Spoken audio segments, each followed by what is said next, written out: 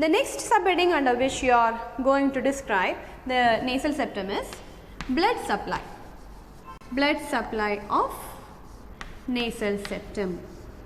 Blood supply of nasal septum. So, you may get a short note on the blood supply of nasal septum. Maybe it can be asked as a 3 marks question or it can be asked as a 5 marks question. So, you need to know in detail about the blood supply of nasal septum. So, again when you want to describe the blood supply of nasal septum, we can put it under 4 headings. 2 arteries coming from the anterior aspect and 2 arteries coming from the posterior aspect. That is how you can easily describe the blood supply of nasal septum. Now, we are going to mark the arteries supplying the nasal septum. So, which is the artery coming from the anterior aspect? One is coming like this. This is called the anterior ethmoidal artery. Anterior ethmoidal artery.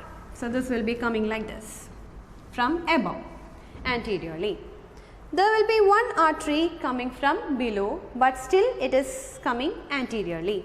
That is superior labial artery. So, this one is superior labial artery. What is it a branch of? It is a branch of facial artery. So, anterior ethmoidal artery from above, superior labial artery from below. These are the 2 main arteries coming from the anterior aspect.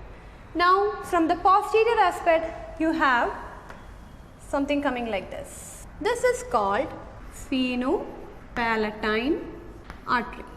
So, it is coming from back and above. Now, you have one more artery coming like this and joining this.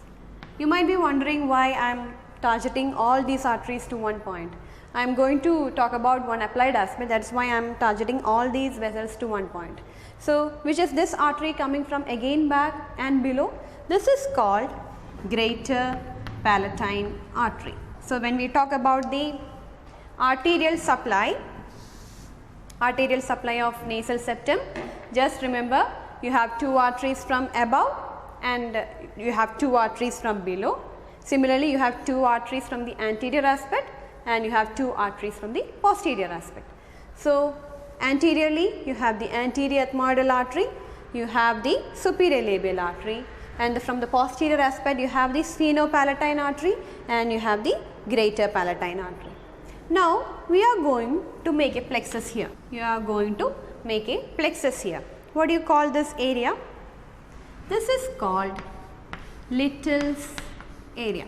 At times you may get a short note on Little's area, a 2-mark question.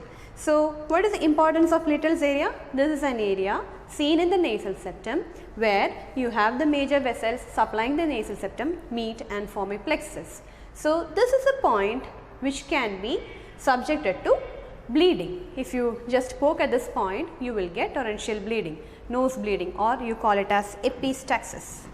So, that is the applied aspect of Little's area. So, Little's area is a point where you get a plexus between the major vessels anterior ethmoidal, superior labial, greater palatine and sphenopalatine artery. This will be forming a plexus in the anterior aspect of the nasal septum, and any bleeding from this point will be too heavy, and that is called epistaxis. So, that is about the arterial supply of nasal septum.